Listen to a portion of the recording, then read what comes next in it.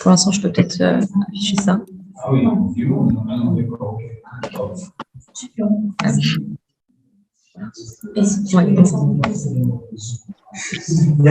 So I think we can still wait a few minutes. Just 2 or 3 minutes. Tell you before and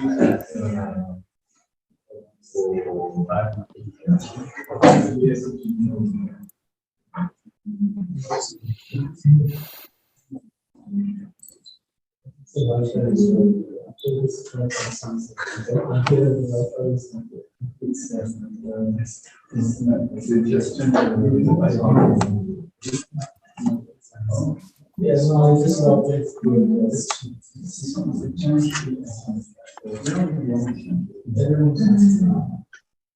I should get one of those badges. Hello, everybody.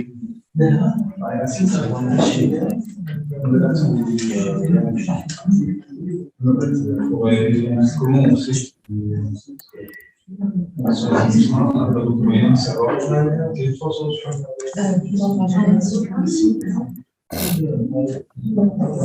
donc c'est bon, tout le monde est là ou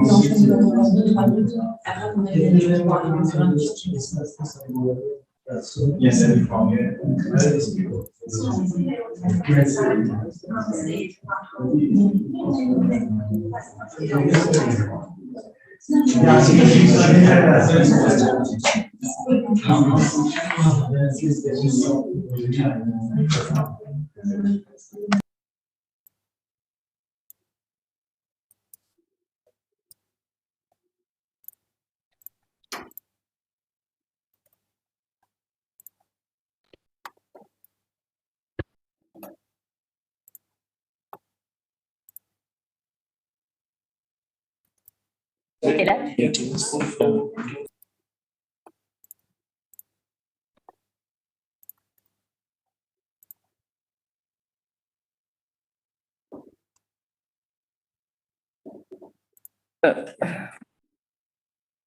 Thanks.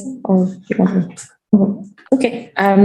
So thank you, everyone, for joining us today. This is the second steering committee for the Descartes program, and we will start with some presentations by all the work packages, and then we'll dive into some more news regarding the program. So some HR news, some news regarding the ecosystem of Descartes, quick news regarding the summer school, and also the scientific advisory board. So this was just a quick reminder of the of what was the steering committee about. We showed this slide to you last time. This was just about the composition and the different meetings. So as you can see, we're meeting every 6 months, which is why we met last time in June and this time in December.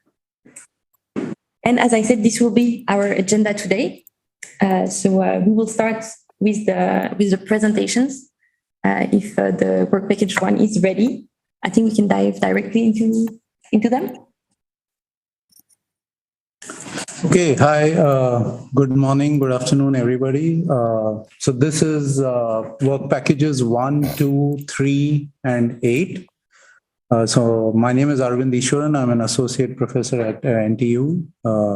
And together with Blaise and Bogdan, we're going to present a few slides summarizing what we have done in these 4 work packages. So these work packages essentially develop core technologies, core foundation technologies that to the overall outcomes of Descartes. And okay. Yeah. So we broadly classify it into 4 research areas or research focus areas. And I will go through each one of them over the next couple of minutes. So the first one is on intelligent modeling. And here, essentially, the research focus of this activity is to develop technology, or the problem, for instance, that we're looking at is how to develop efficient models to represent urban critical systems. And the questions we are interested in are, can we make these models efficient for simulation in real time? Can we make these models accurate? Such that they represent the actual, very closely, the behavior of the system that we are interested in modeling. In terms of technologies that we develop or that we focus on in the work packages related to this research task is essentially combining physical models with data-driven deviation models and other similar techniques. The next couple of tasks that we look at, one is on smart data. Here, the problem that we are trying to address is that in these critical systems, data is expensive to obtain. Data is also sometimes not feasible to obtain because, for example, we can't just put sensors in arbitrary locations in these critical systems. Then the question that we are interested in addressing in smart data is how can we drive data collection such that we can be efficient in terms of costs, in terms of time, about how we gather this data. And then the other aspect that we address is how can we utilize limited data to develop efficient techniques for modeling and control based on this limited data. And the kind of solutions that we look at are how can we combine existing knowledge in the form of physical models, etc., to drive solutions to these problems.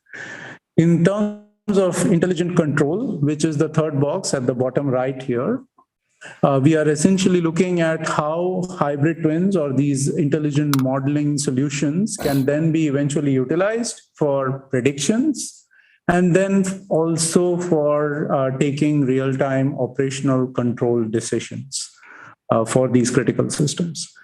So here we are exploring one of the important challenges here is of robustness. So we want to ensure that whatever control strategies we develop have certain properties of robustness because we are dealing with the safety and security of these critical systems. And the solution approaches that you will see later on that we explore are kind of hybridization techniques where we try to combine different control strategies where there are some safe by design controllers in combination with some more efficient data-driven strategies to achieve overall robustness while also being efficient and optimal. The last box that we look at in the 4 work packages is on certification and explainability for these technologies that are developed for both modeling as well as control. So here we are essentially interested in answering the question on whether the safety and security requirements of the critical systems that we are targeting have been sufficiently addressed. And there are different aspects of safety and security that these problems or solutions look at. With that, I think I'll move to the next slide and Blaise. Thanks for Darwin. So I'm Blaise Jeunesse. I'm a co-director for CNRS of the program.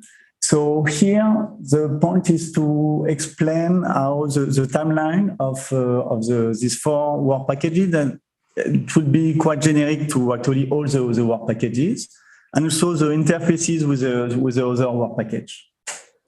So in the first year, we have spent quite a big amount of time to find and hire PhD and research fellows. And we have scientifically worked more with intern and research assistants. And from the second year, we are starting really the heavy work on fundamental topics with PhDs and the research fellows we have hired. And towards the end of the program, what we will do is we will apply these fundamental topics to the use case, just to the use case. So to be more precise, the interaction with the WP9, who is in charge in particular of the case study and the use case, Well, it's the first year and a half of WP9 will be devoted more on the case studies, while the last 3 years and a half more on the use case. For the case study, we are getting now the data and models which has been generated for these case studies.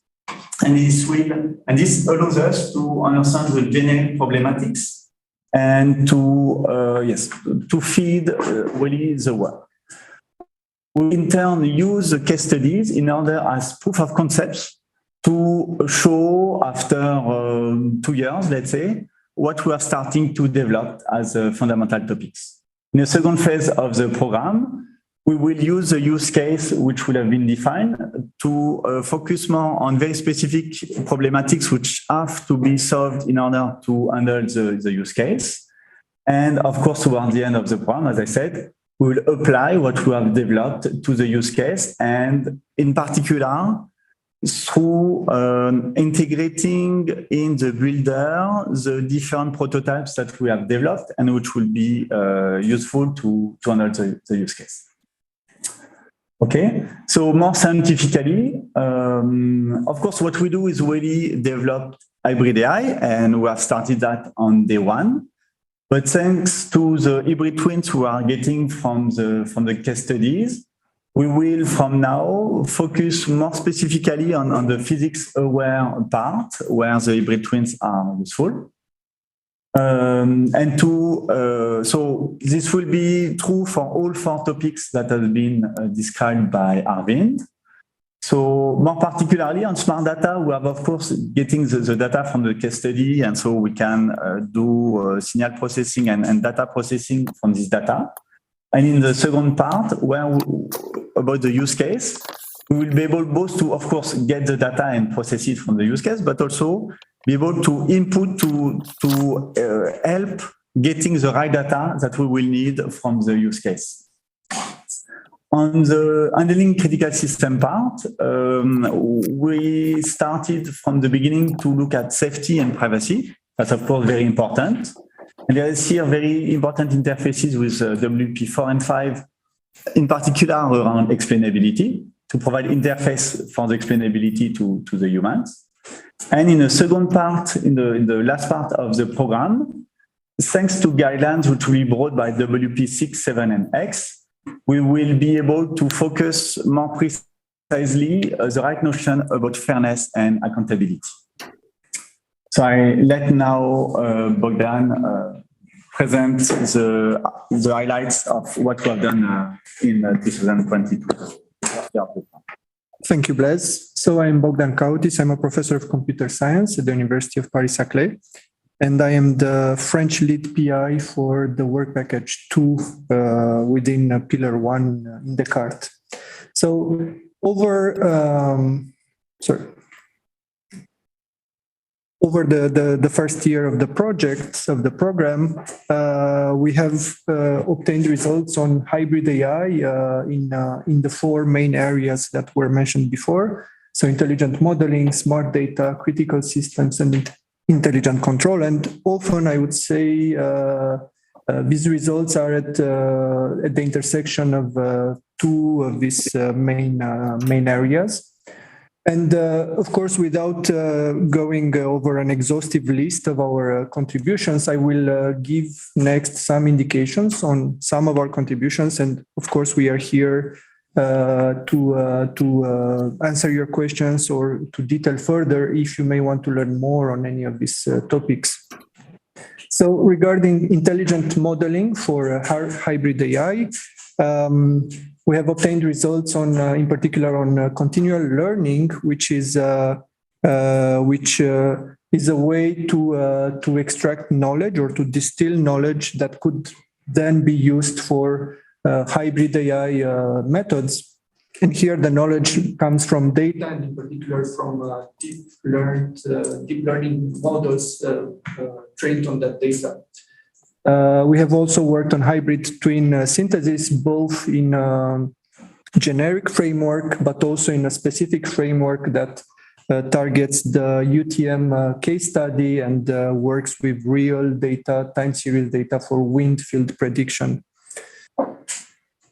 Regarding intelligent control for hybrid AI, we can mention here, for instance, our work on Bayesian optimization, a form of meta learning, where we use prior knowledge coming from previous evaluations of related objective functions. And this knowledge could as well come, at least in part, from physics related requirements or constraints. And also hybrid AI methods for decision making in the energy case study. Going further to smart data. So smart data, as was mentioned before, means all these scenarios in which we want to find and use the right data at the right time and with the right tools, let's say, in any AI context, and now, of course, in a hybrid AI context. And so here we can mention, for instance, our work on using observations of vector fields of a Hamiltonian system. So that could be a physics dynamic system, and make predictions on such observations. As well, our work on non-negative matrix factorization, integrating physics-based knowledge, as well as our work on sensor placement with deep reinforcement learning and game theory. And finally, on safety for critical systems, so hybrid AI for reasoning in particular about the safety of such systems. We can mention here our results on neurosymbolic methods for certification, explanation of such systems. Also, our results on stability for learned systems using deep neural networks, as well as for systems that are controlled by such deep neural networks. So this is all from Pillar 1. Thank you.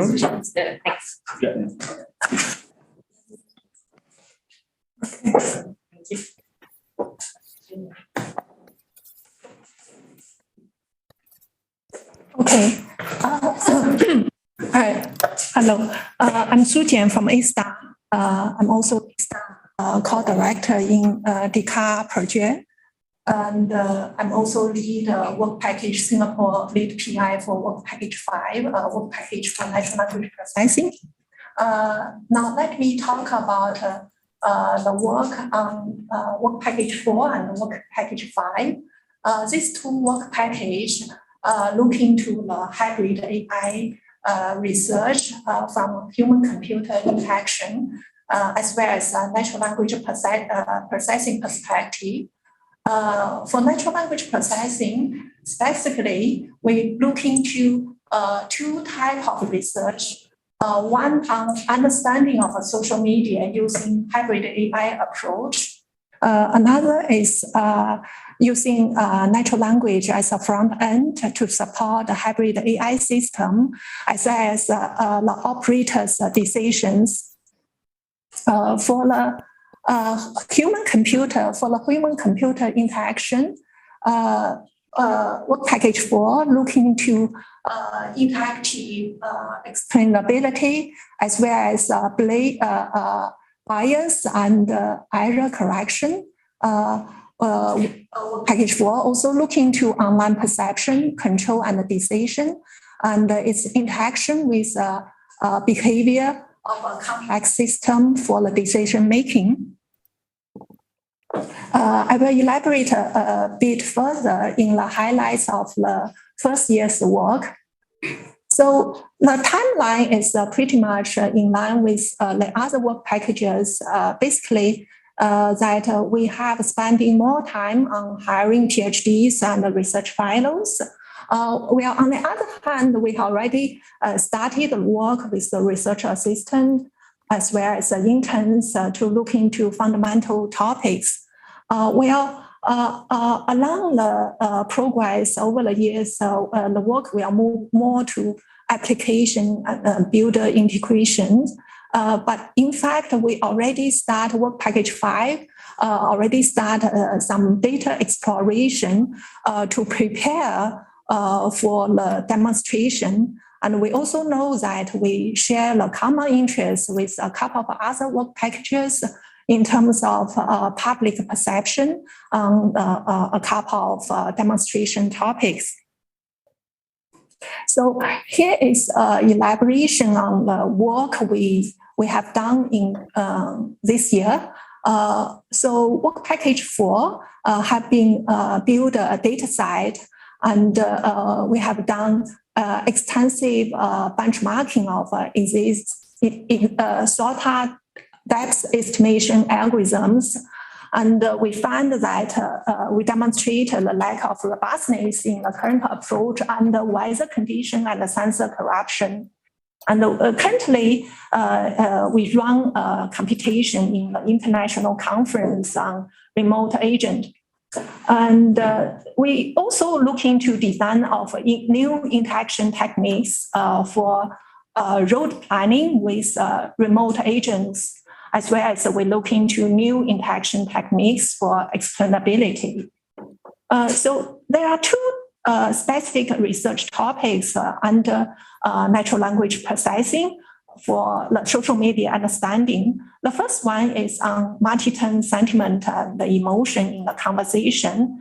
Specifically this year, we're looking to technology to incorporate a discourse role with unsupervised learning for utterance level emotion recognition. The work has been published in AAAI this year. And we also study the demographic biases in trees and detect them automatically.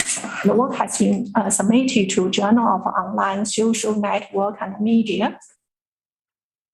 Another task on social media understanding is to detect intention to act for crisis situation. We have built an online platform to collect the data, and we're also looking to the portability of automatic urgency detection to sudden crisis. The work has been published in the top venue for crisis management international symposium. And for using natural language serving a front end of a hybrid AI system, we're looking to three researchers, three types of research. So the first one is we're looking to the bias in textual data with a focus on explainability.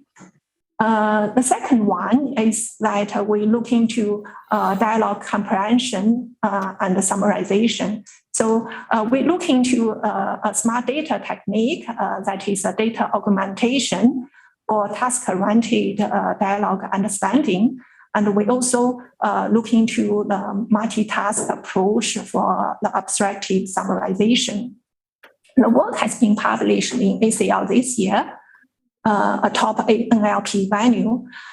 So the third task with natural language as an interface for hybrid AI system, we're looking to the model compression for text to SQL.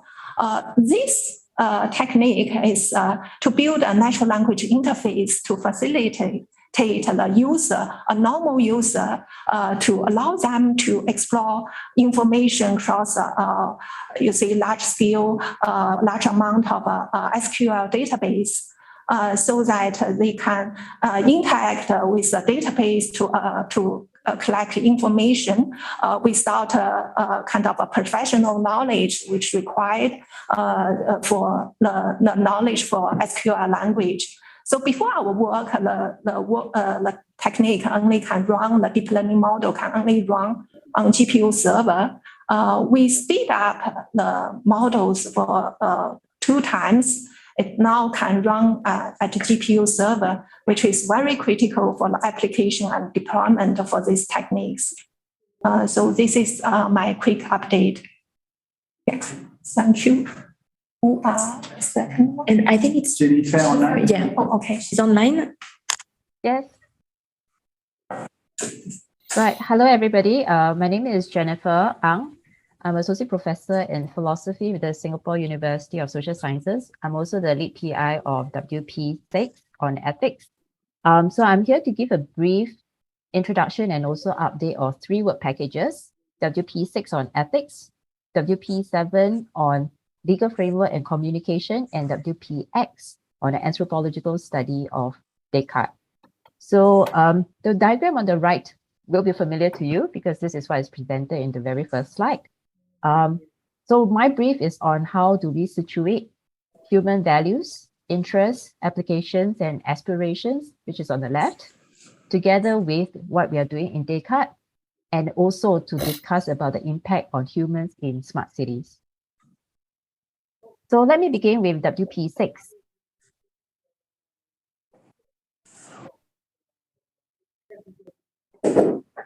So WP6 has 2 aspects of it. One is to work within the Descartes system itself, which is to look into ethical decision making in critical systems, and a broader view as well on how do we make ethical decisions about AI in critical urban systems. WP7 also have the same aspect, which is working within the Descartes project itself together with the other WP, such as looking into access rights of data, looking into whether there's legal protection for the know-how and functional processes, as well as whether there's liability issues, licensing issues, and also how do we ensure there's evaluation and audit compliance. And on a broader level with Descartes, WP7 will look into the communication and conceptual analysis of human aspirations, values, interests, and its expectations. What about WPX then? WPX takes an overall view. Right. So WPX takes an overall view as an anthropological study over the next 4 more years of how Descartes researchers create hybrid AI. And it also wants to envision to look into how AI literacy and knowledge co-construction is being done in this project together with the critical system in Singapore. So I'll give you a brief idea of what we have achieved in the first year of Descartes. Again, this looks familiar as the timeline over the next 5 years, and we're at the end of year 1. So to begin with, we will derive findings from the case studies, as well as findings on the handling of critical systems on safety and privacy from the different work packages to inform us on the AI decision-making in terms of its ethical and legal analysis. So WP6 and WP7 will be working on this, together with observations from human AI interaction and collaboration with WP4 and WP5.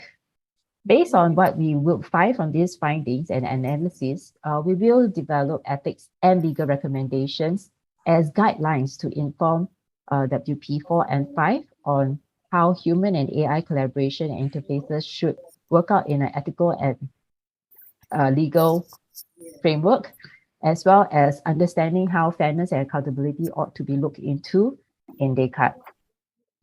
From then onwards, we will also understand hybrid AI specificity, which is the responsibility of WPX and WP7, as well as also engaging with general public and experts in order to inform our discussion on humans in smart cities.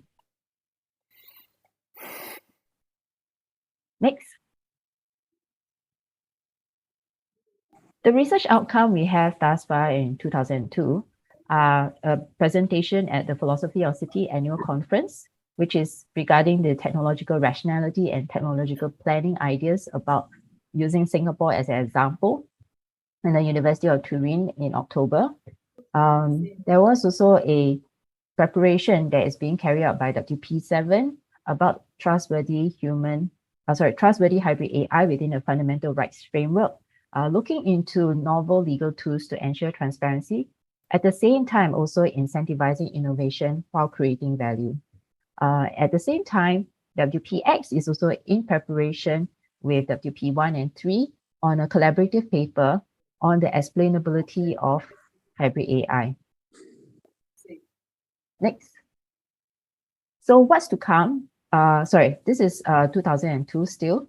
We have organized, WP6 have organized a panel at an international conference titled AI and Responsibilities, Examples from Finance and Smart Cities. The panel presented several papers regarding cities as technical systems, what this means for life, living, and livelihoods.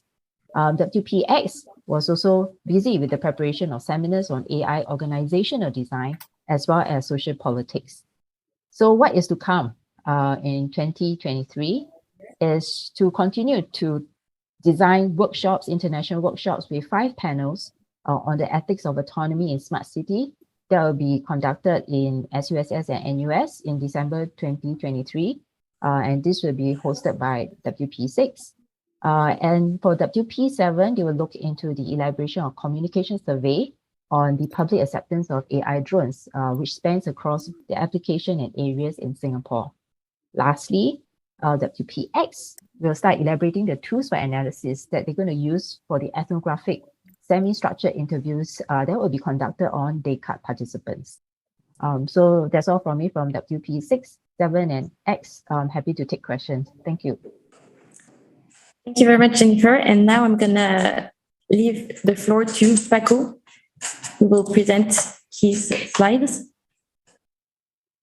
So Paco, I think now you are allowed to. Can you hear me? Very good. Perfect. And you also see my screen? Yes. Excellent. Thank you very much. There is some problem because I have the screen. You can see the whole screen or only a part? You can see the whole screen on our side. Okay. Is okay for you? Yes. Perfect. So my name is Paco Chinesca. I'm a co-lead PI of Work Package 9 with Dominic.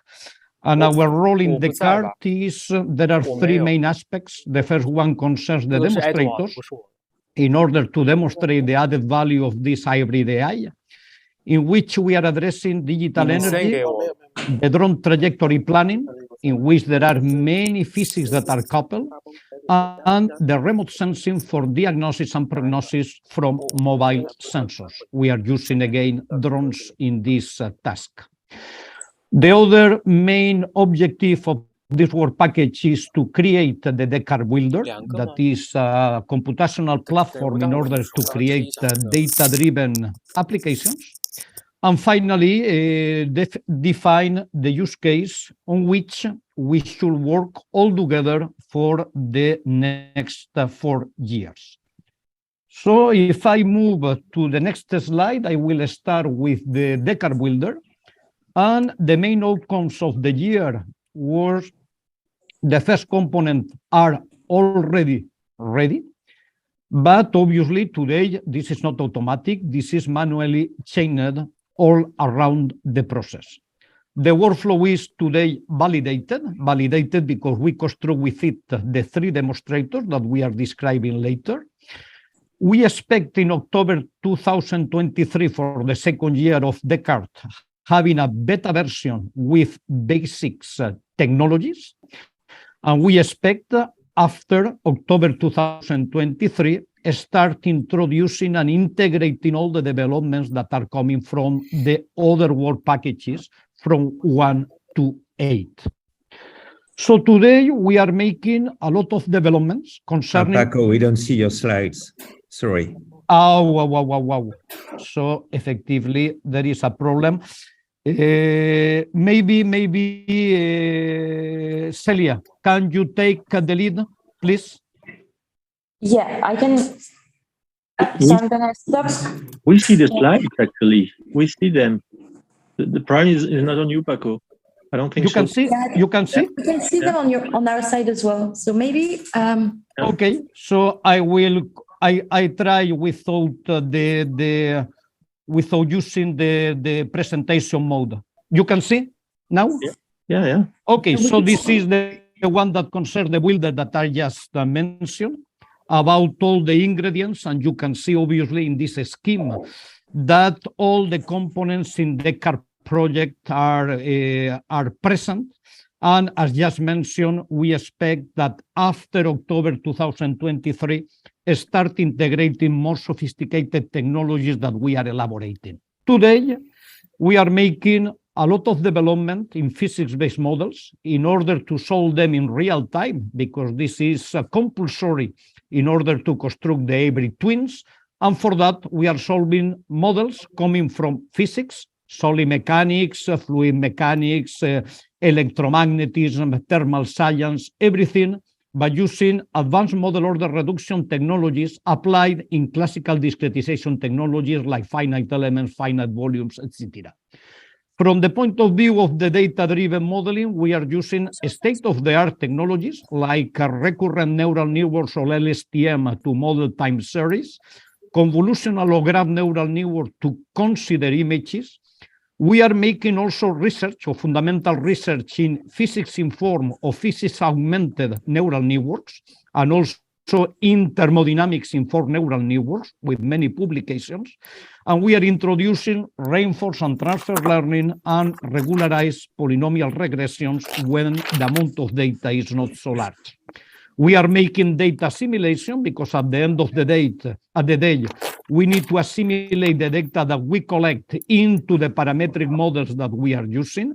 And finally, we are hybridizing in order to put together the physics-based models that we are solving in real time with the data-driven model of the enrichment. That means only the gap between the reality and the predictions that are coming from the physics-based models. At this moment, in what concerns the use case definition, we are in discussion and we would like to consolidate in the next month. We have a very, very interesting discussion with maritime AI, with the CAS, with the energy, and there are also many topics that we are trying to develop in collaboration with the ETH Center in CREATE. So the highlights in 2022 for this work package is the ones that are coming from the analysis of the three demonstrators. First, artificial intelligence enables speeding up physics-based model solutions, and this is very good because we need to move fast. Artificial intelligence enables to enhance physics-based models accuracy, because obviously by using artificial intelligence, we are enriching the physics-based models in order to capture the reality.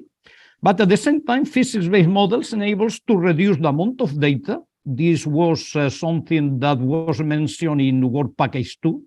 Physics-based models drive the data collection. This is smart data because thanks to the physics-based model, we can decide when and where collect the data.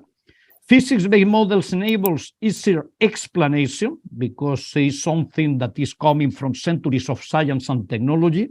And finally, physics-based models enables accessing to unmeasurable data. We can have access to internal variables that we cannot collect by using standard measurement devices. So all this is the main highlights with some metrics that allows to conclude the added value of this hybrid paradigm with respect to the previous ones, the ones that is based in fully physics-based models and the one related to physics, to fully data-driven models. Obviously, there is also a scientific production with about 12 papers and 15 keynotes in international conferences. So we have 3 videos, but we have no time to show all them. Maybe Bless, can you comment something about, in 1 minute, about the digital energy? Maybe go to the next one, do it, and I can do this one. I don't know. So, I mean, it's okay. So the point was to optimize the production of energy in a smart grid in order to, maybe go to the end almost, so that just, presentation. So we had, some case study, an island in Indonesia with a real forecast data. And what we try to do is produce some hybrid AI controllers, which were both efficient and safe. And so it's we in this simple case study, at least we were able to do just that. So we are quite happy on the result, and the paper are being written as we speak. Perfect. Thank you very much, Bless. The second one concerns the drone trajectory planning. I will comment with all the video, but we are sending all the presentation with all the videos. In that case, we are focusing in drone trajectory planning in the La Défense district in Paris. So the history is quite simple. There are four main objectives: create the wind map, discover the turbulence areas in order to avoid the drone flying inside, using the drone as a mobile sensor, and obtaining the optimal trajectory planning. So with all these ingredients, we can obviously to produce the best trajectory. We are focusing in the La Défense district. We have a geometrical model. There is no data about the wind, and we would like to create the wind map. And for that, the only possibility is using computational fluid mechanics. We generate a mesh, and with this mesh, we compute the solution of the wind for different orientations and intensities of the wind coming to the district. And after, at the end of the day, we create this wind map. I continue like this, is better, in such a way that you can change the intensity of the wind, or you can change the orientation, and in real time you can obtain the velocity of the wind everywhere in the district. Obviously, you can compute also the turbulent areas that is in the rear part of the building with respect to the direction of the wind. And this orange zone, these orange envelopes are the so-called non-flying zones because the fluctuations of the wind is too high. And again, depending on the intensity and orientation, you can identify these zones in order to avoid the drone flying inside. Finally, when you have many drones that are flying, if you control the velocity of the rotors and by using the GPS, you have the velocity on the trajectory of the drone, you can estimate the velocity of the wind. And for that, artificial intelligence is obviously a way to produce the model that relates the control of the drone with the wind velocity. As soon as many drones compute locally the velocity of the wind, we can solve an inverse problem to determine the velocity of the wind map, and also the non-flying zone, these red areas. And from that, by using classical Hamiltonian mechanics, we can compute the optimal trajectory and the optimal velocity of the drone along the trajectory. And all this is running in real time because you can update the trajectory in real time if the wind conditions change. So this is more or less, and we highlight in this video, all the benefits of this hybrid artificial intelligence in which we are combining models, we are combining data, and we are taking the best of all them. The third demonstrator concerns remote sensing. And again, here we are using of the drone, because in very large infrastructures, we have not the data in any point. And so the idea is using the drone in order to inspect, to monitor infrastructures in order to detect any kind of damage. As soon as the damage is localized, it can be quantified by using models coming from physics and artificial intelligence. And more or less, we are applying in a system like a pipe, in which there are defects that we would like to quantify in real time. So we have three blocks: the data acquisition, the simulation and learning based on physics, and the third one, an inverse problem that is able to transform one image in knowledge. And for that, we construct a tube with the help of SETIM.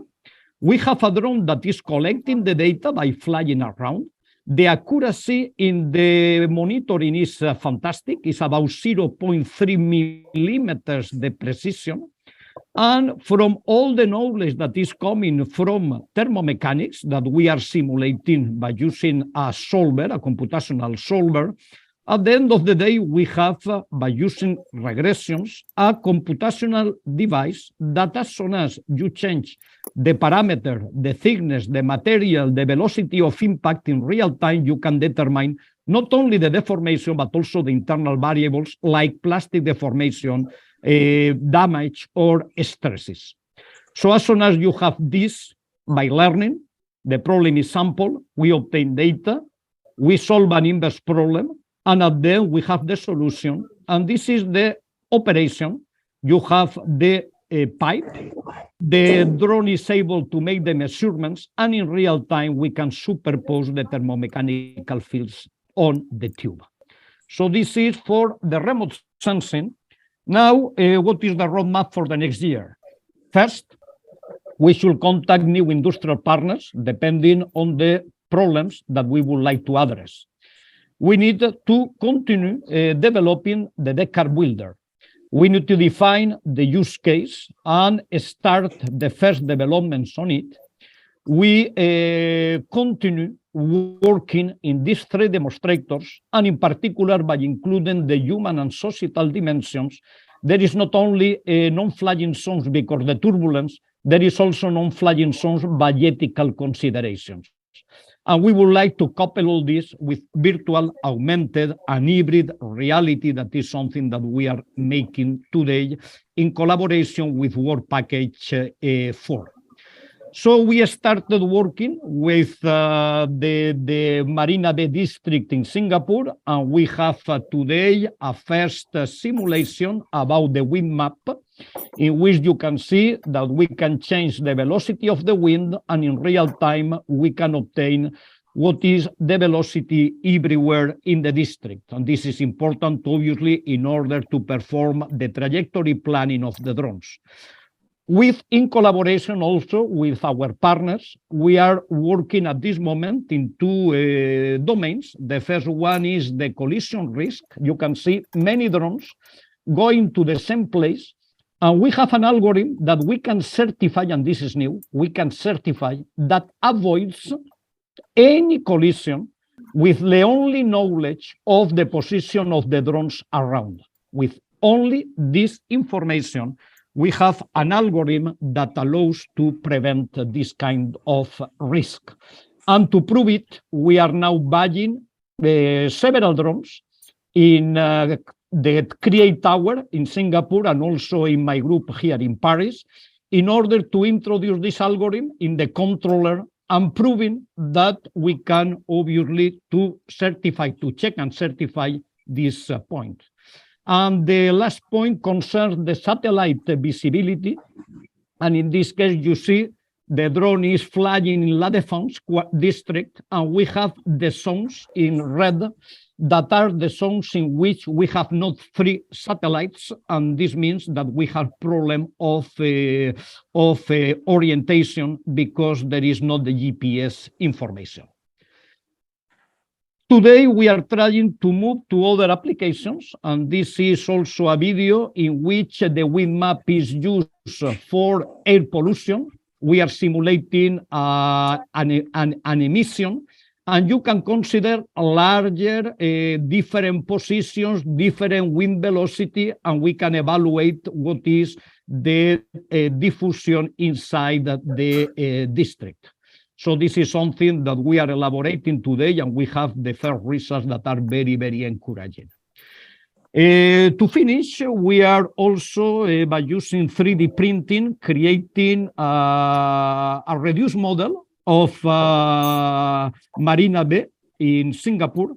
And our idea is using very, very small drones. It's about 5 centimeters that we can introduce our program inside or our algorithms.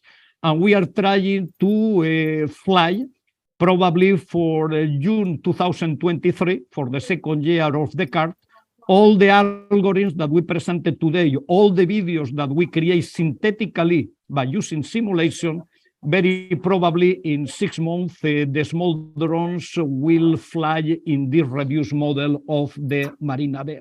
We are now finishing the impression of the district with about 200 buildings. The highest one is a half meter, and the idea is to put the drones inside to change the conditions, and in real time, the drone should react to this change in the conditions by using all the ingredients, the learned models that are based in the physics-based models. In the sense of also the remote sensing, today, in collaboration with CETIM, we are creating not visible defects, but internal defects, the one that we cannot see. And the idea is applying a force on the tube, for example, with a impact that we could produce from some ballistic impact produced by a drone, and we could measure by using a lidar. We can measure the vibration of the pipe, and with this vibration of the pipe, with physics that control the structural mechanics, and with a learning process, we could create the correlation between the natural frequencies that are affected by the damage and the location, the size, and the severity of the damage. So this is something that we are now, we tested numerically in collaboration with WP8 and in particular with Aminamar. And that now with CETIM, we are trying to construct this pipe to produce the high-end defect and to test our algorithms experimentally, like in the previous case. To finish, in collaboration with Work Package 4, we produce also some videos that we can visualize very, very fast, in which you have the drone, we have an inspection, you have the Marina Bay Hotel, and you can see the drone is flying, is taking images. You have the drone fly. I think the video is too high to visualize, but with him, we can introduce the wind map. We can detect all the issues in the structure, all the damage.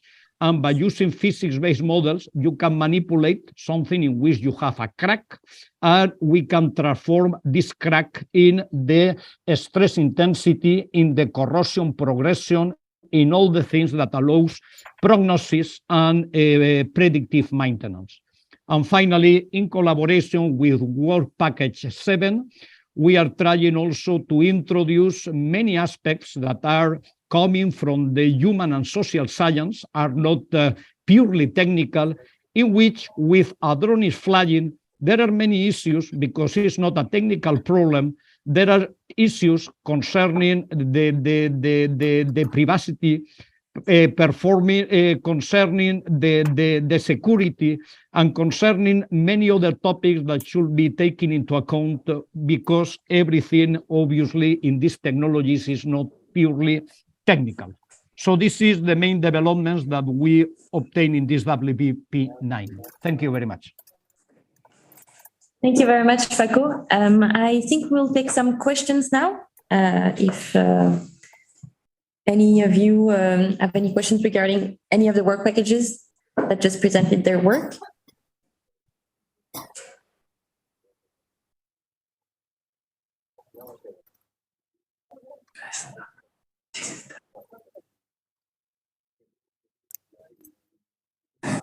Otherwise, maybe we can move on, and if you have any other questions coming up, we'll maybe I'll start. Oh. Yeah. Can you hear me? Yeah, definitely. Hello? Okay. Yes. Good. I don't know whether to say good morning or good afternoon or good evening, everyone. So good day, everyone. So I'm Yusun. So thank you, everyone, for the very nice presentation on the WPs. So I think, I think all of you have done a great job within such a short time. I'm really glad to see all the stuff that has been done. So I just have a couple of questions. So I noticed some WP do share some details of the publication that has been made. Especially, it's kind of nice to see that some of the publications have been made in some of the top AI conferences like ACL and so on. But I guess in some of the work packages, such as the physics-based work packages on Gaussian process and so on, I just wonder, where were the 5 papers published? Are they in top AI places, or are they in application places, which are also, very nice areas? So it'd be nice to show some of this, the list of venues that were submitted to, and what is the focus of some of this work?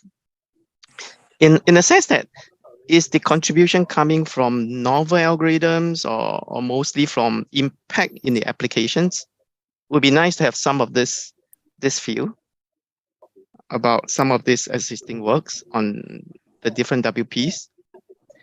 And there were discussion on, especially about the physics. There's a lot of work, which is nice. A lot of work on physics-based neural network, and I saw the slide on the study of such work from fluid dynamics to finite element to magnetics. I mean, these are very interesting. I just wonder, are these done in Singapore or is done in CNRS? Or is it a collaboration? And for the use cases, I saw WP9, for example, Francisco, your demos are very nice. I'm just wondering, are they using the wind data at Marina Bay that you mentioned? So these are data that were collected, that were given to you to use.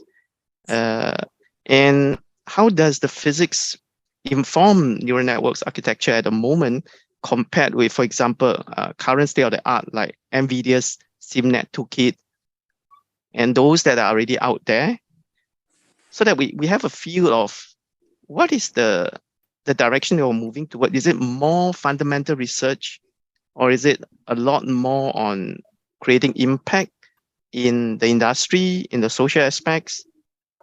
Yeah. So these are some of my questions. Yeah. I can respond for WP9, and probably the pillar 1 will also give a complement in the response.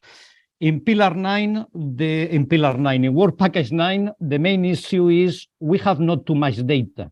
If we are moving to La Défense district in Paris, maybe there are today 7-10 points in which they are measuring the wind velocity. In Singapore, at this moment, we have the geometrical model, but we have not wind data is coming. But in any case, we have only few data because it's the places in which the data is being measured. In the future, we would like to prove that the drone, when it's flying, the drone itself, the control of the drone is informing us about the wind velocity at the location of the drone. The drone is being used as a mobile sensor. By the control, we can infer the local velocity. So as soon as we have few data, in any case, there will be only few data, we need to reconstruct the velocity everywhere. And for that, we need technologies that are able to produce rich solutions with few data. By using only data-driven models, a deep neural network is absolutely not possible. The other possibility is informing the learning by using physics.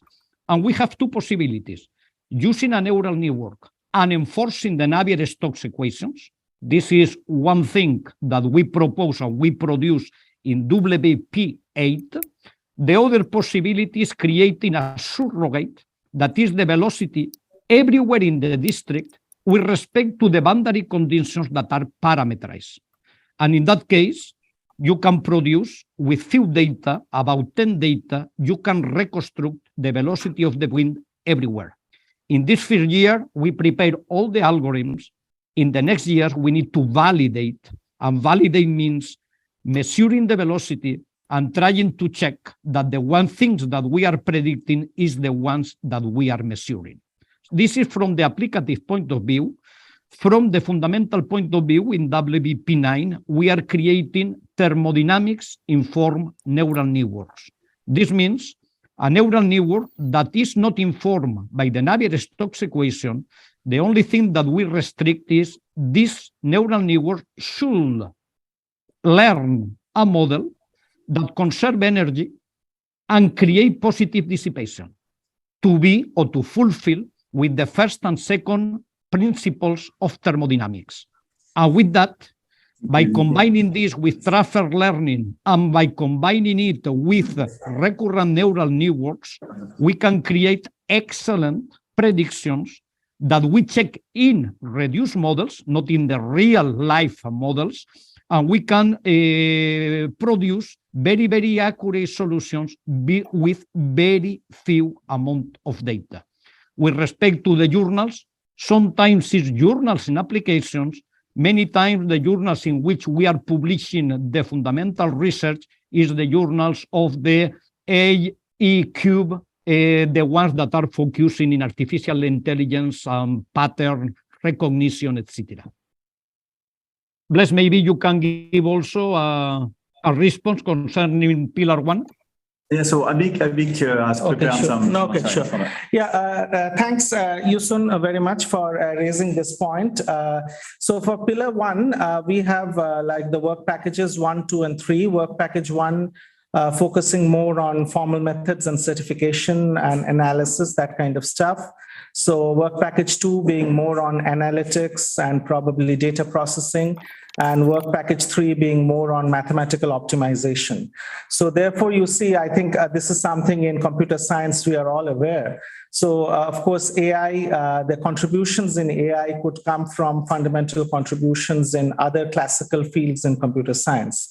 So I feel, means moving forward also, this is also somewhat inevitable that if we want the program to have fundamental impact, then some of the contributions will come from those fields, namely like data analytics, formal methods, analysis, mathematical optimization, which will further improve or influence the decision making. And then the application being provided by WP. So I think your question is very well taken, and it's indeed a very legitimate question. But if we want fundamental impact, we would also need to have publications in those fields. Thanks. Actually, I think it's up to the team to decide on whether you want to do more fundamental impact or application impact. I suppose that you have to discuss with Paco and the others. But I guess the question is because in PIMS, NVIDIA has a very nice SIMNet toolkit, for example. And I just wonder whether is it better to just use off-the-shelf product, or that what's the rationale behind creating our own? I guess if there is some rationale, then what's the benefit over something that's already out there? I guess these are some of the questions. Yeah, I can respond for the WIM map that we are creating. For the WIM map, using standard pins don't work today. Why? Because the amount of data is not so high, and because we have a lot of problems in the boundary layers. In the boundary layers, capturing the boundary layers by using a collocation method like is the pins, this is a very difficult topic when you are treating not only one obstacle, when you are treating a district. In the district, standard pins that are informed by using the Navier-Stokes equation, the results are not good. Using a nonlinear regression regularized by sparsity, like in the Cindy technology proposed in Seattle, it works extremely well. So today, there is a compromise. There is not one that is the best or the other. It depends on the application, it depends on the regularity of the solution, and it depends on the amount of data that we have in order to discover or to fit the problem. Thanks, Francis. Thank you very much. Any other questions, maybe?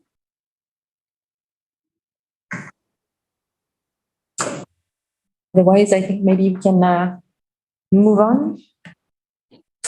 I'm taking questions as we go.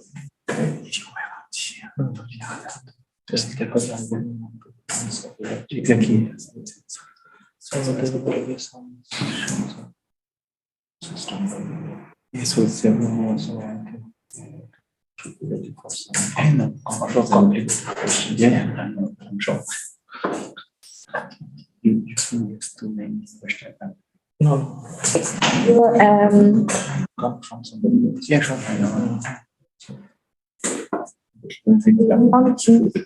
Yeah, maybe. Now talk about the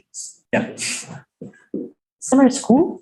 I'm going to share my screen once again.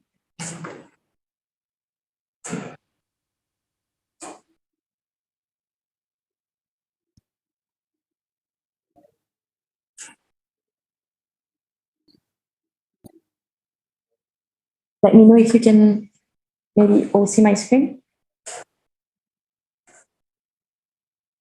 I think it's working normally. So yeah, as I said, we're gonna now just talk quickly about the summer school that happened in October, last 2 months ago now. Yes, here we go. So it took place from the 10th to the 15th of October. And it was mainly to make sure that all the young researchers, so all the students, all the postdocs, got to know each other and start to collaborate with each other. The idea was to have 3 days dedicated to classes and activities around 3 pillars of the program. So hybrid AI, engineering and AI, and human society and AI. And then the last 2 days were more about the Descartes program itself, with presentations from all the work packages and also the Descartes first year anniversary on the Friday. So as you can see, we had lots of conferences, classes, debates, workshops, and also some of you got to attend the anniversary on the Friday. So thank you all. And yeah, this is just a quick overview of what we did, and it's something that is supposed to happen every year. So for the 5 years of the program, so we will let you know the dates of the Descartes School 2023. And now on to the Descartes Manpower and new members. Yes. Hello, everyone. So my name is Shamira. I'm the Deputy Director of CNRS at Create. And so I will give you a short overview. Can you move to the next? So on the manpower of Descartes, so this is the overview from last July to today, and the forecast from today up to June 2023. So today the headcount for Descartes is 35 people. This is composed of 5 lead PIs from France. So they are the permanent staff from France who are spending a long time in Singapore, so from 1 to 3 years, so based here. We also have 3 research fellows working in our offices, 15 PhD students, so 13 registered in Singapore and 2 in France, 11 research associates and 2 interns who are in a master study. And for the first year of Descartes, one of the challenges was the hiring of new scientific staff. So this is improving, and next year we will have 6 to 10 new PhD students, and we will also have 10 new RA/RF joining between January and March next year. So next slide. This is the follow-up of the last steering committee meeting. So we approved the welcoming of new collaborators in Descartes to reflect the new affiliation of some PIs. So it's in progress for University Toulouse, Université de Laval, University of Sydney, James Cook University, and Eindhoven University of Technology. So the process is that this new collaborator accept all the modalities of the research consortium agreement of Descartes, and they don't get any funding. So they are just agreed that the PI work in Descartes. So that's all for me. Thank you. And now on to the Descartes ecosystem. Dominique will present you. Sorry, can I ask a question? Yes. Regarding the manpower? Yes. I happen to be in the AISG committee, and I realized that there were about 14 applicants of 14 PhD applicants that were submitted from Descartes. Yes. In the last round. Yes. And so only one is Singaporean. Yes. Out of the 14. The application were from the students who began in August, so August 2022, and the one who will start in January 2023. And we had different nationalities from the the application, so overseas, and one only Singaporean, I think so. So yes. Do you have the distributions of applicants from NTU and from NUS? Yes, I can give you some data. Like 14 and 8, maybe something like that altogether. 8 in NTU now, and 14 in NUS, I would say. Yeah. I mean, counting the one will start by January. And we are expecting 2 more basically in NUS and 2 more in NTU. In total, we expect 11 at NTU and 16 at NUS. How about the applicants at AISG in the recent?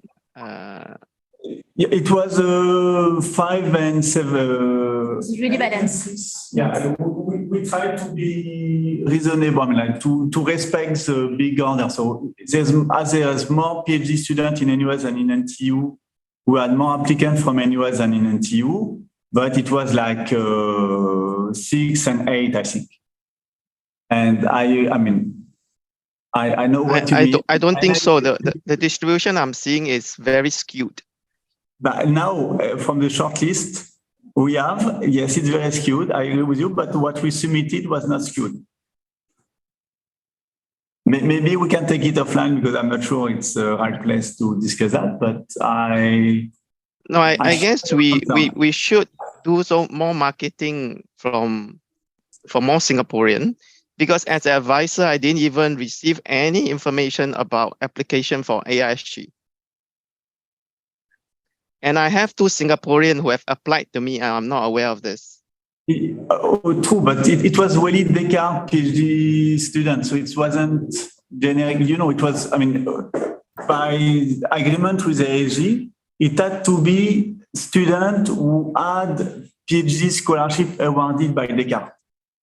And PhD students. No. I'm referring to the AISG application for PhD scholarship.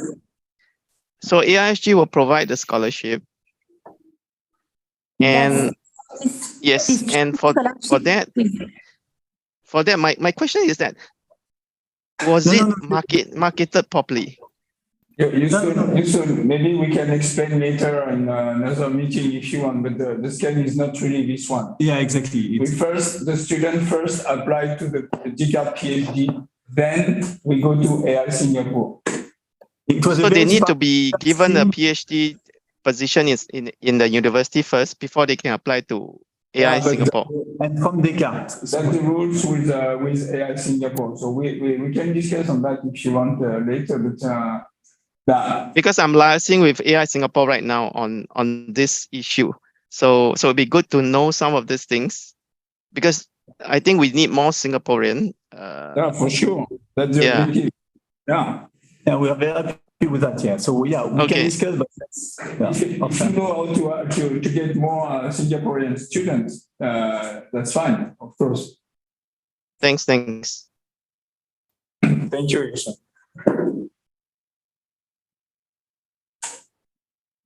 Any other questions? Otherwise, we might move on to the Descartes ecosystem. Yes, we go. Okay.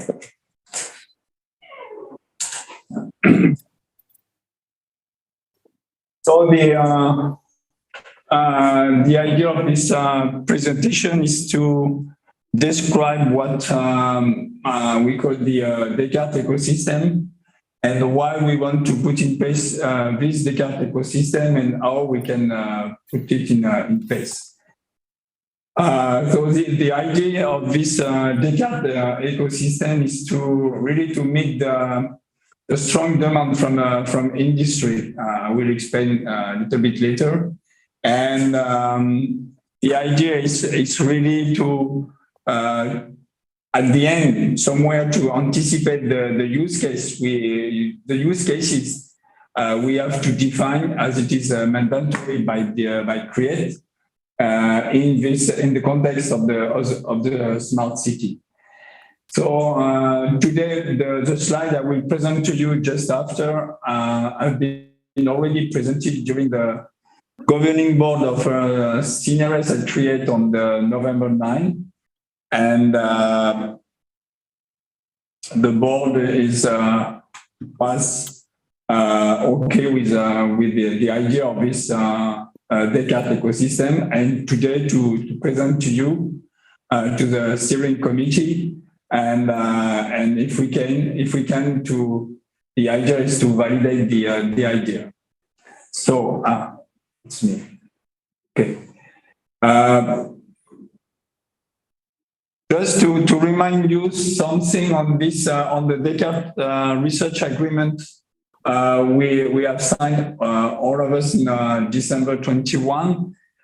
Today, within Descartes, Descartes is a collaborative project where we address problem with low TRL. That means TRL around 3 maximum. And with the idea of why not using what we are developing within Descartes with high level TRL, we have to probably address or to put in place another means to do this collaborative research, as I will explain just after, and to define new rules of collaboration. That's more or less the purpose of today. So why Descartes? Maybe just to remind you that Descartes is really open to collaborate with industrial and companies. That's what we have. That's part of the discussion we had when we built Descartes with the Create. And the idea is really to be attractive for that can be industrial, that can be a company, and that can be also a local agency in Singapore. And why this industrial or company can be interested to collaborate with Descartes and with Descartes members, because of to get access of a large scientific knowledge provided by Descartes. I remind you that at the end, if we consider all Descartes, we have about 5 years of basic research with about 30 million of Singapore dollars to spend for doing this basic research with a lot of human resources. Just remind you, 30 PhD students and 100 years of research fellow.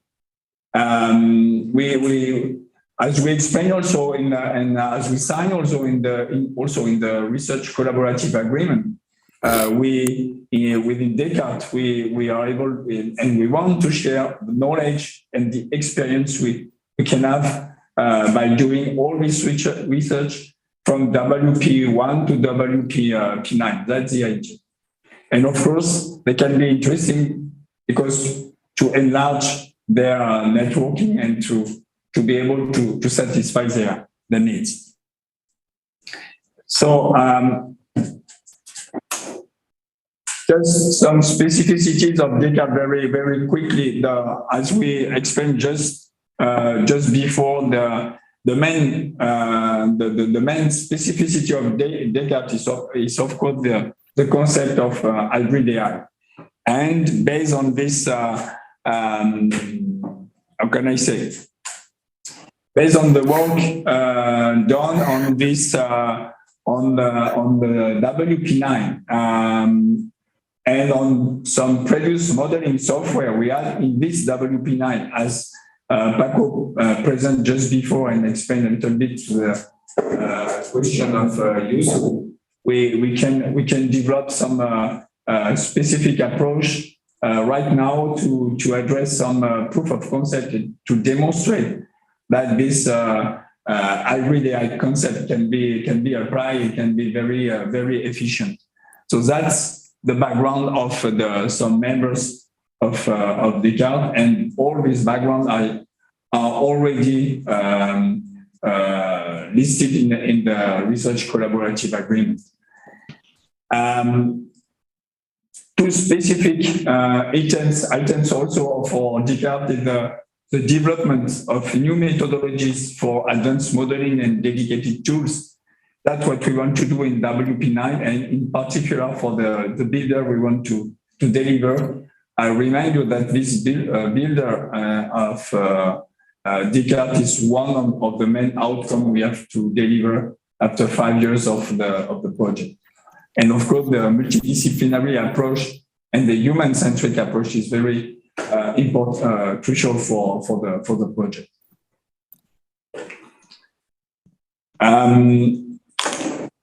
Just remind you also that currently how we process with the members of Descartes, and in particular, with the industrial of Descartes. So I remind you, we have Thales, EDF, CETIN, ARIA, and ESI.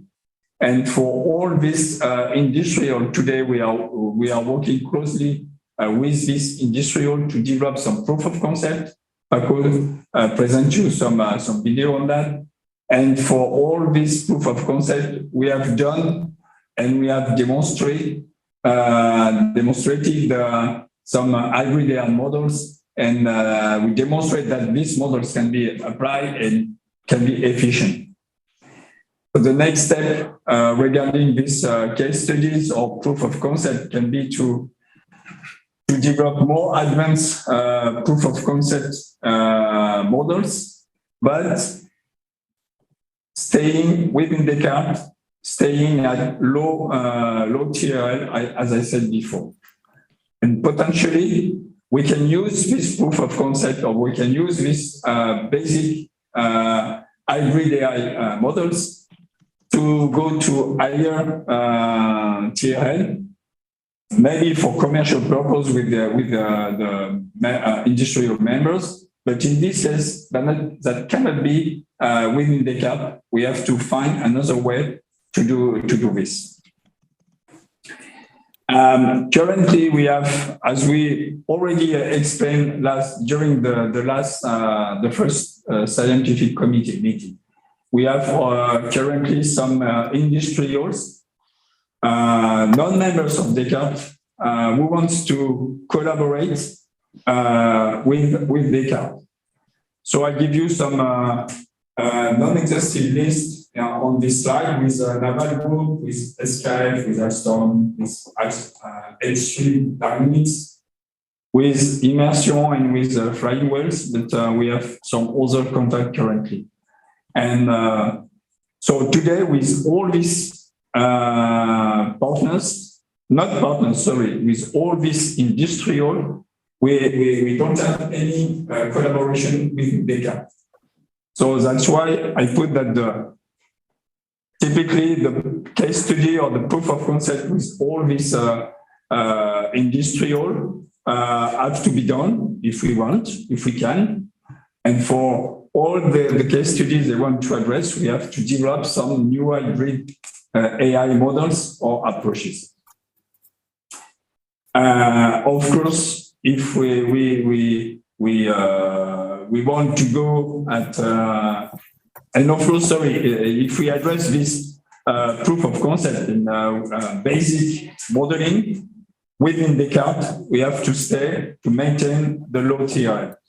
And if we want to address with these potential partners high-level TRL studies, and to develop some specific models, we have to go at higher TRL, and in this case, we have to go outside Descartes. So from this context, we aim to create the Descartes ecosystem. The idea is really to generate exchanges, scientific collaboration, and maybe potentially economic development with all this industrial and company. That's the idea. So for doing that, we can imagine that these industrial companies or companies become members, or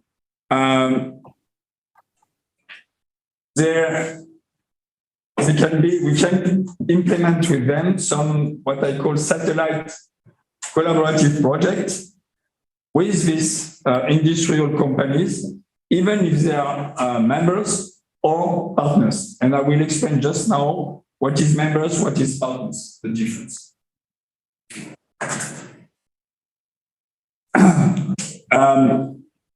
So regarding the members, what I call the members in this context of Descartes ecosystem, what we call members is the signatories of the Descartes Research Collaborative Agreement.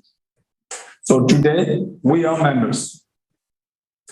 And new members can be new academics who want to share new knowledge and skills with us.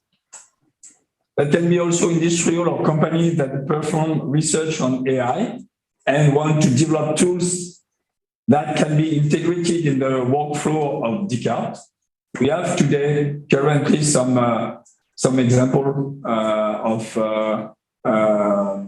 startup company in France who maybe want to join Descartes to develop with us some specific tools.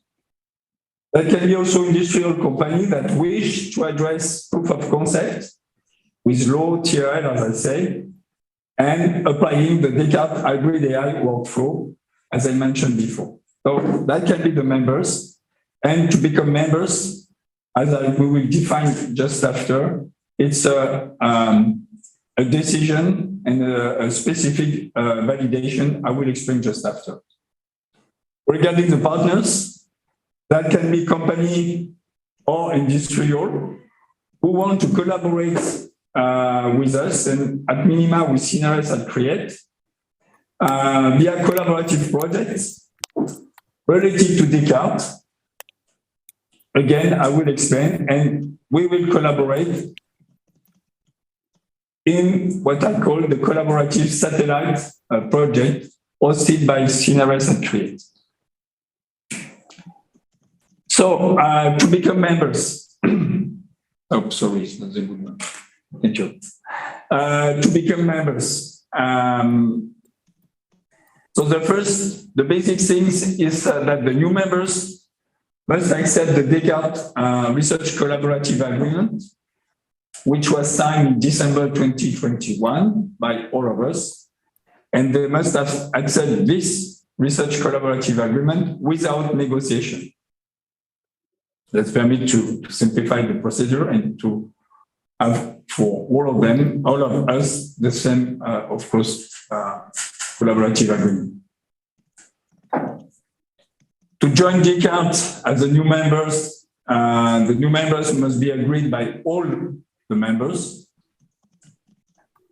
And interested current members and new industrial company members of Descartes define new cases, new case studies, or for the proof of concept with non-commercial purpose. That means we cannot be new members with no budget. We have to define why we want to become members for each kind of topic. So just to summarize in this table, so the goals is to apply AI, hybrid AI concept based on general workflow of Descartes. That's open access. That's what we want to develop during the 5 years of Descartes. To address some proof of concept. Who will be involved in this proof of concept? At minima, the work package 9, because as we want to use the tools that have been already developed and the tools that we will develop along the project, and of course all the work package. Depending on the thematic of the case study, we will address, and that can contribute to to address this case study by optimizing the models or optimizing the tools. In terms of budget, because today Descartes is defined, the budget of Descartes is defined based on the case study we are already addressing. That means the one of drone, the one of predictive maintenance, the one of digital energy. If we add some new proof of concept to address, some new model to define, we will need some additional needs, and probably we will need some additional human resources. We can maybe need some equipment or small equipment or, let's say, environment. And of course, we will have to apply some indirect costs to manage all these new activities.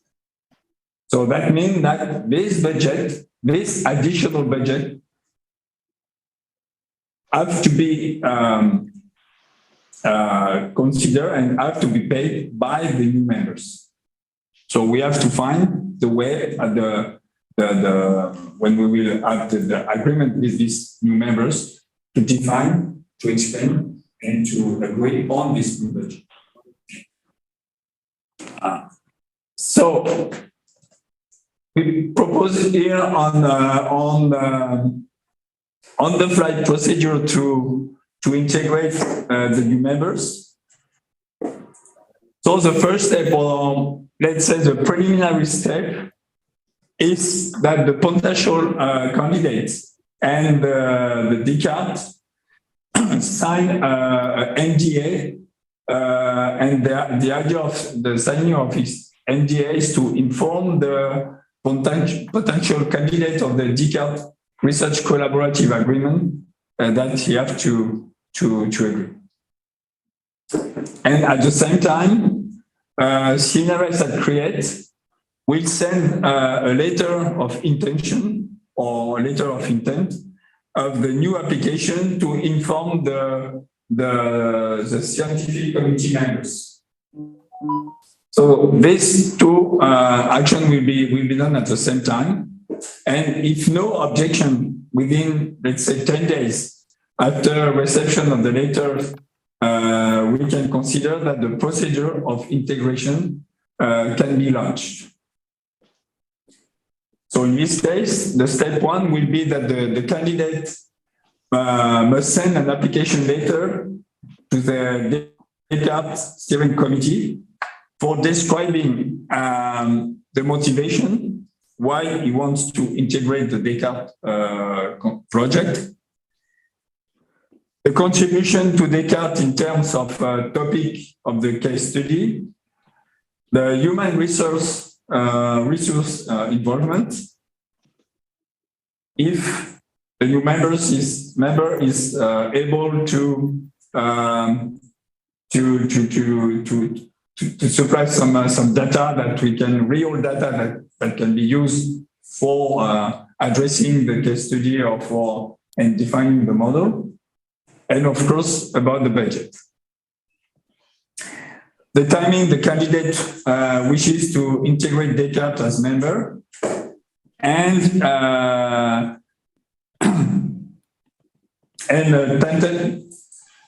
if we can, the schedule of its participation in Descartes.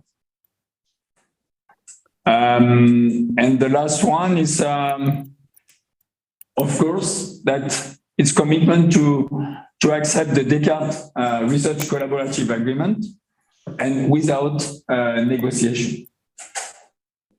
So if we proceed like that, of course, we can, CNRS at Create can propose a template for this letter to simplify the lecture of the letter. The step two, the candidate will be interviewed by the steering committee. So we propose that the interview can be organized at least 15 days and no more than 45 days after the reception of the application letter. We will have an interview board So the interview board will be composed of the scientific committee members. We remind that each member of the scientific committee may be represented by a staff of his or her institution. And at least this interview board has to be composed at least of 2/3 of the scientific committee members. The interview duration can be around 30 minutes, 10 minutes to present, 10 minutes for discussion, and 10 minutes to decide internally and with the interview duration. As we mentioned before, the decision has to be unanimous. And step 3, the candidates will be informed of the decision within 2 weeks after the interview.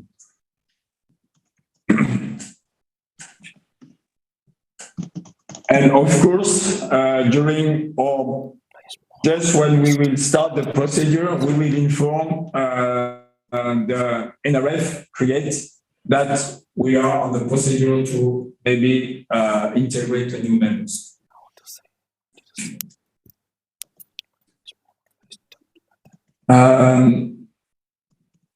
About the collaborative satellite project. To define this collaborative satellite project,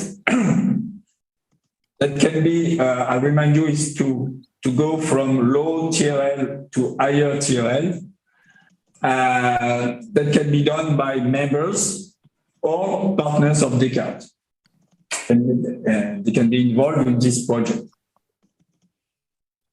In this case, the industrial or companies, members, and or partners of Descartes defined study at TRL from 3 to 6 with possible long-term commercial use. In this case, we have to define and sign a new dedicated consortium agreement. And that will be done under the responsibility of Seniors that Create. This consortium agreement is linked mainly to the Descartes background and also to the members, partners background, of course, but it is not directly linked, or it's how can I say, the IP clause, for example, can be different than the one we have in the Descartes research agreement.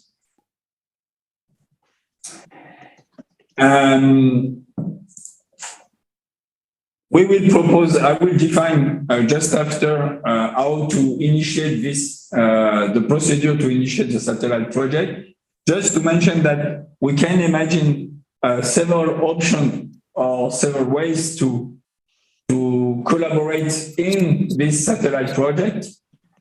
I put here 2 examples with the option 1 and option 2 involving people from Descartes and people from industry, or only people from Descartes in this doing the job and defining the tools in this satellite project. But of course, we can imagine several other options if we want. That's open.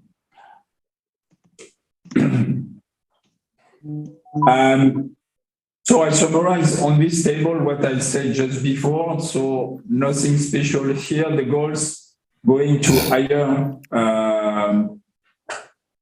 TRL, develop dedicated tools connected to the builder. I remind you that the builder is an open access.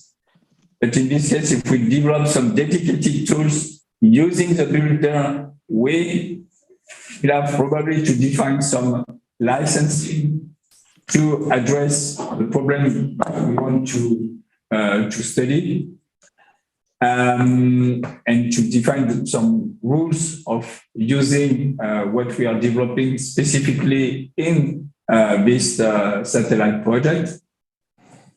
Who will be involved in this satellite project from Descartes? At least again, the WP9 because of the builder, because of the tools we are developing, but also all the work package, depending on the thematic we want to address in this collaborative satellite project.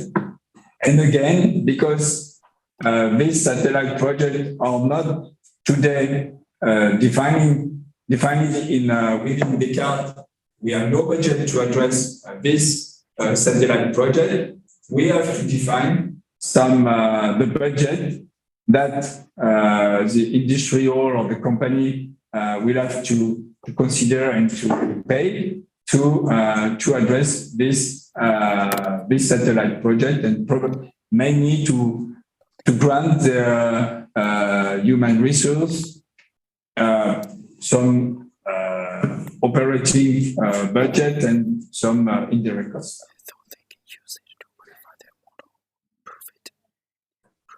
Again, on the flight procedure to initiate this satellite project. So same thing, a preliminary step 0. If the satellite project is proposed by the partners of Descartes, that means no member, NDA have to be signed with CNRS at Create to be able to discuss on this the definition of this satellite project. The step 1, a summary, let's say 2 pages maximum of the satellite project must be sent to the steering committee of Descartes. In this summary, will describe the composition of the team. That means the member of Descartes who will be part of this project, and of course, who will be part from the partner, or if it is a partner, the objectives of the project and the outcomes, the duration of the project, and the budget, as I mentioned just before.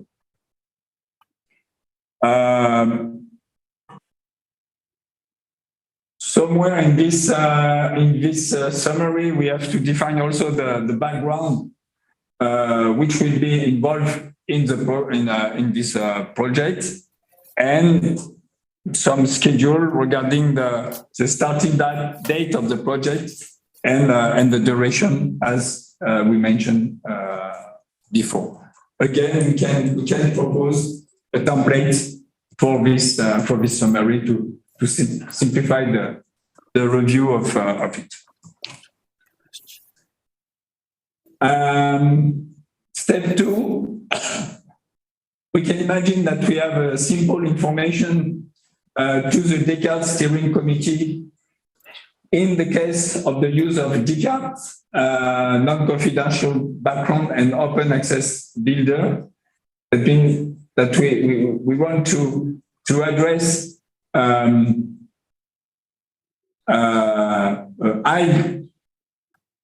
ITRL project cases, but in this case, we don't need to maybe to develop very specific tools or specific tools for maybe commercial application, or I don't know, but it's a basic that can be it is a basic.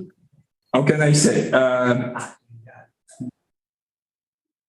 We just want to address a high-level TRL project, but we don't need to develop some very specific tools to do it, and that can be just in this case an information that we need to send to the members of Descartes. If we need to address very specific topic, if we have in mind to develop or to address some commercial purpose in this, according or using this satellite project, in this case, we suggest that we need the approval of the steering committee to develop such project. and probably to put in place some licensing for using this and for using the background of Descartes and for developing very specific interfaces or specific tools in this collaborative project. So we can imagine that maybe for the first one, for the simple information, that if we have no response or if we have no question, no reaction from the members within 2 weeks, we can consider that we can launch the satellite project. And maybe for the second one, for the approval, we need an approval, maybe that can be some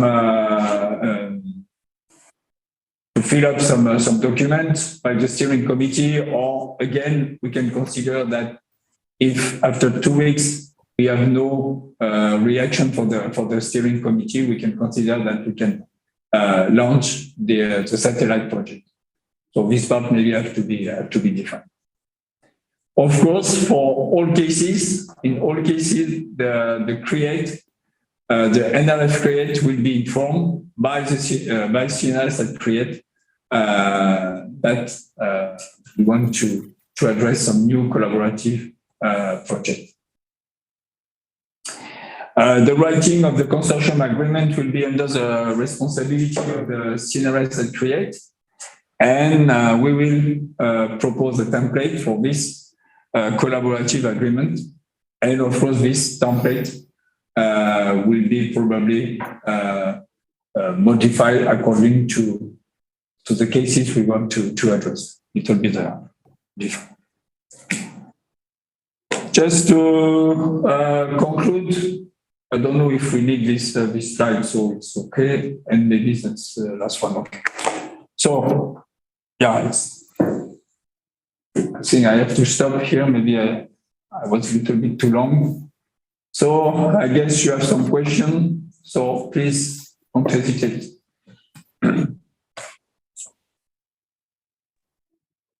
I have a question on the new members. Now, when a new member joins, presumably 1 or 2 years after the start of Descartes, do they also have access to the IP that was generated before they join?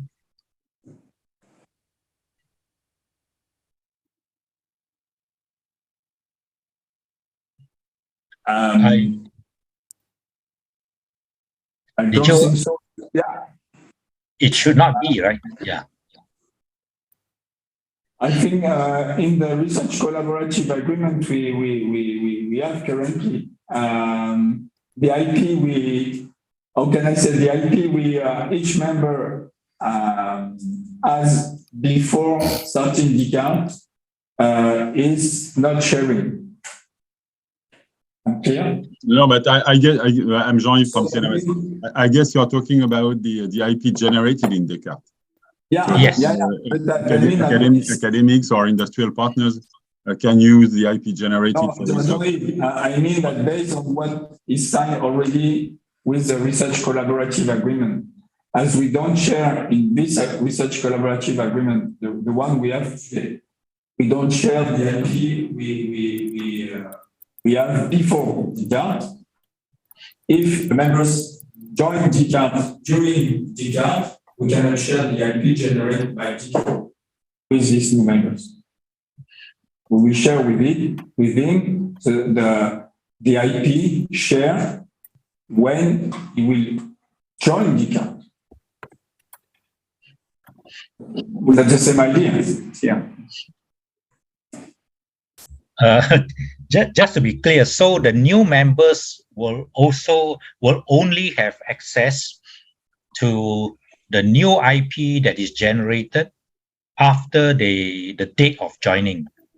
That's what I'm trying to say. Yes. Yeah. Okay. Thank you, Dominique. Then we need to check in the research collaborative agreement that it's this is specified. We have to check clearly. Today, in the research collaborative agreement, I'm not sure that this case is defined. I'm pretty sure it's not defined. So that's a good question, and we have to address it. Thank you.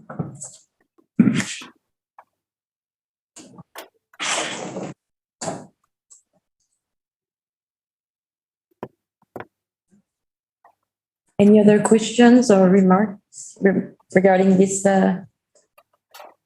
Descartes ecosystem? Otherwise, maybe we can move on to the last point. If I may, I think it's important that the members present here at the steering committee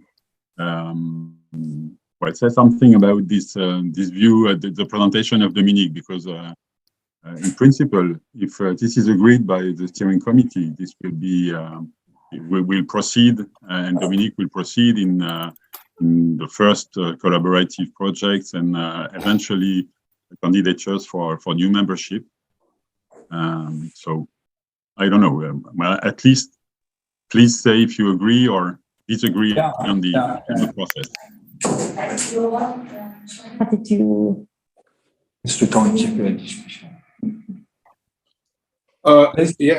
This is Laurent Champanet from Arts et Métiers. I totally agree with the propositions, both about the satellite projects and the adding of new members. I think that is very good idea. I totally agree with that. So Jean-Yves again from CNRS, I should have said that all these ideas were discussed with CNRS, and we of course agree with the proposals of Unique.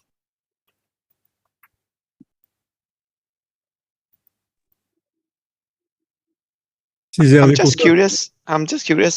The other CREATE program might have similar kind of schemes, right? Do they have? I don't know. I'm sorry. I'm not so sure. Not so sure. Because it might be easier if there is already an agreement beforehand, might be easier to adopt that one that is already there's a precedence. I mean, just a comment. Maybe it will help you all. Maybe it's a little bit specific to Descartes, because as mentioned by Dominique, many industrial partners are interested in the Descartes and want to join the program. Maybe it's not the case for other CREATE programs.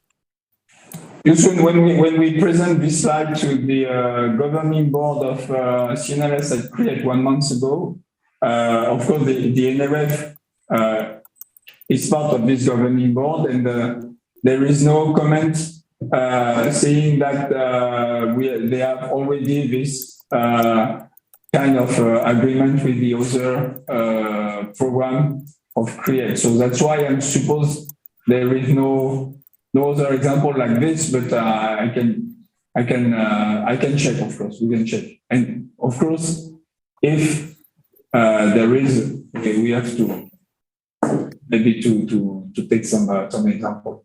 Yeah, thank you. Thanks. I guess they need you to start the engine running. Thanks. Yes, this is Hervé Courtois from Université Grenoble-Alpes. Well, in principle, we agree with this scheme.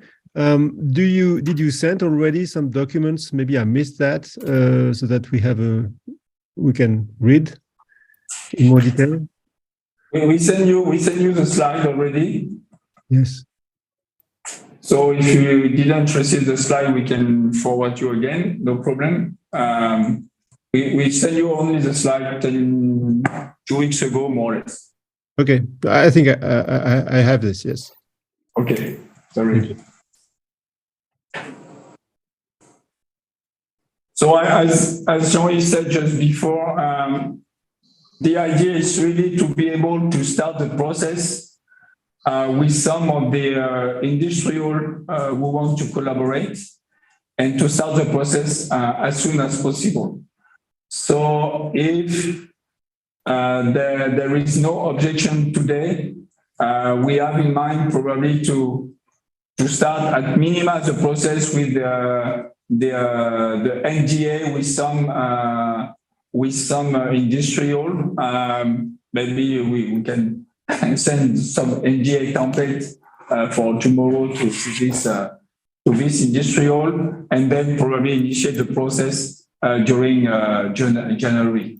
That's the idea, because we really have very interesting study and that we can address, and that can be very useful in the idea to build the use case we have to address during the 3 last years. So that really can help, and that can be very, very interesting for all of us.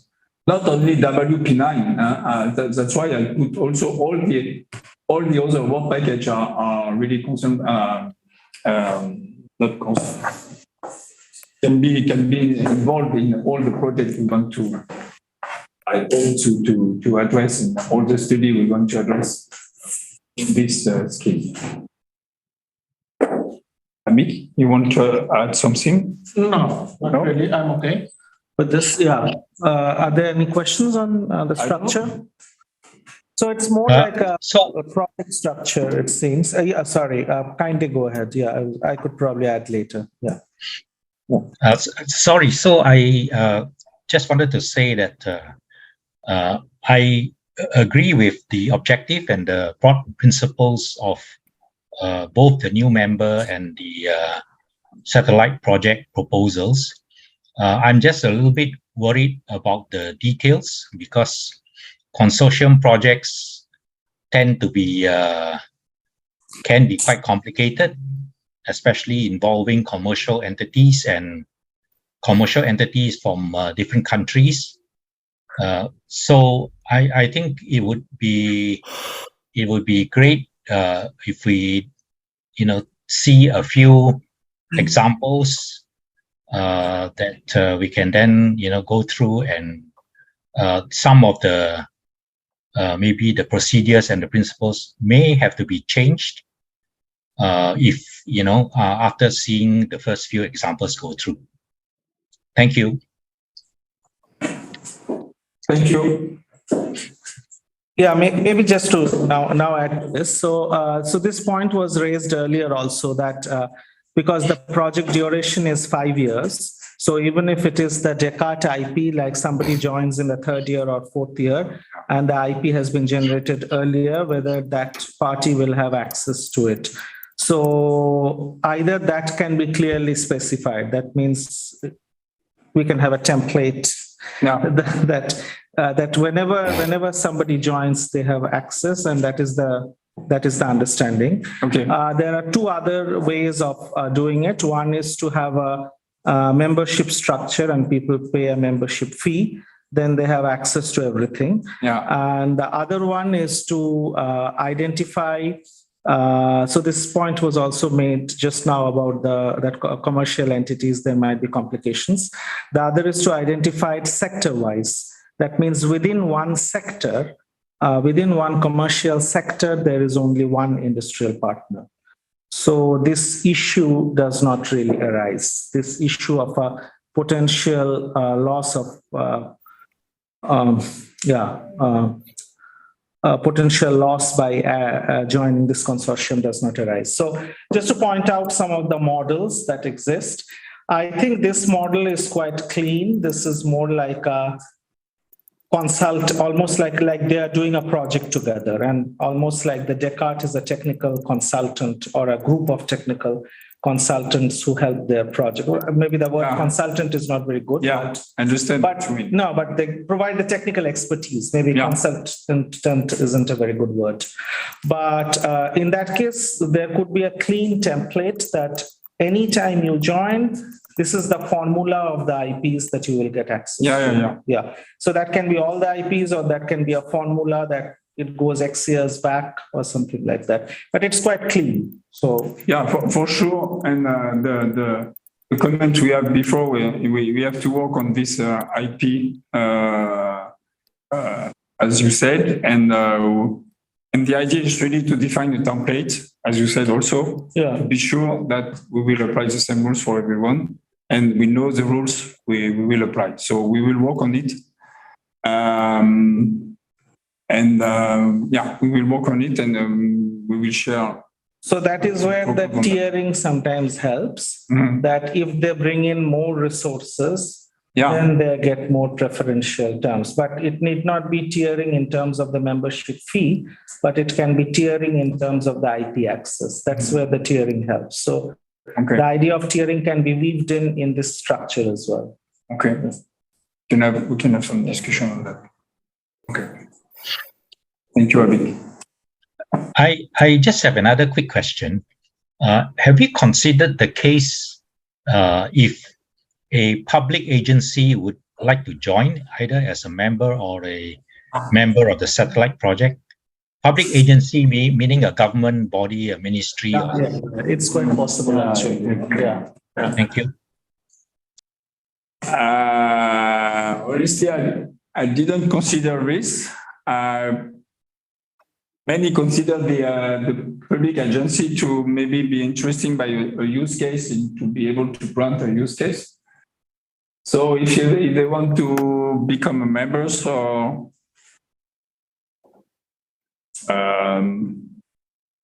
I suppose I don't know if we have to define some specific rules or if we can apply the same rule.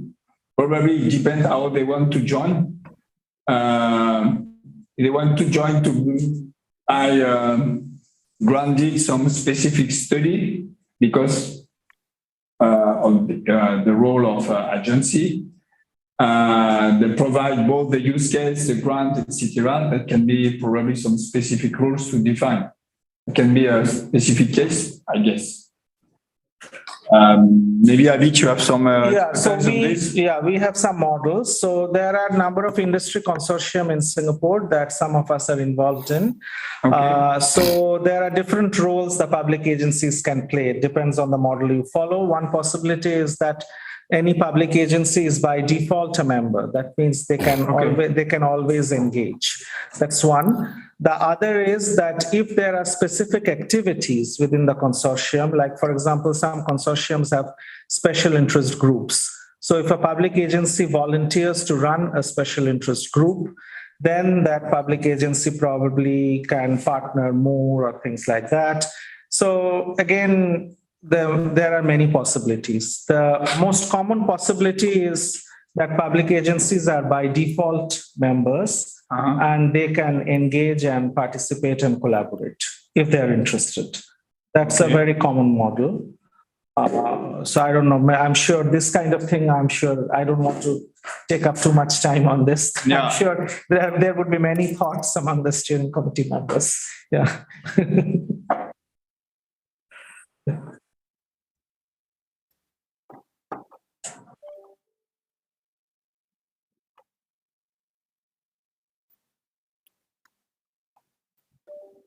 So Dominique, maybe it would be interesting to write down the process that you presented in the slides, together with a template for the consortium agreement, and send it to all members. Yeah. Okay. So do we have another question or comments, or can we move to the next step, to the last point? The next scientific advisory board, if Paco, you want to say. Is very brief. It's only to give an information. Is the scientific advisory board is meeting probably in February or March. Cedric Villani, that is the president, is contacting all the members, trying to find a slot. That is not easy because there are people coming from San Francisco, the others in Singapore. So it's a little bit tricky. With 5 people in the committee, there is Charbel Farhat that is coming from Stanford. George Karniadakakis, that is from Brown, is the father of the pin. Juliet Floyd from Boston, Nuria Oliver from Spain, and René Sieber from Canada. And they are trying to meet before March, so very probably in February. And Cedric is organizing the committee. We should present like more or less today the main achievements, so more or less the presentation that we presented today. This is all. This is all, Celia. Thank you very much. And now, if you have any last questions regarding any of the things that we presented today or on the scientific advisory board. Otherwise, we will send you the minutes of this meeting as we did for the first one. If you also have anything to say about the first minute of meeting, please say so. Otherwise, we'll consider that everything was okay. Usually we start with that, but we forgot. So if you have comments or something to say on the first meeting, don't hesitate on the minute you said before. And also, just to remind you that we have a shared SharePoint. So I'm going to send you all again the links, but everything is on it. The presentations from last time, these presentations will also be on it. So as well, if you have any questions or remarks, don't hesitate. Thank you all so much for your time. And then I think we can leave you all. Thank you. Thank you, everyone. Thank you very much. Bye.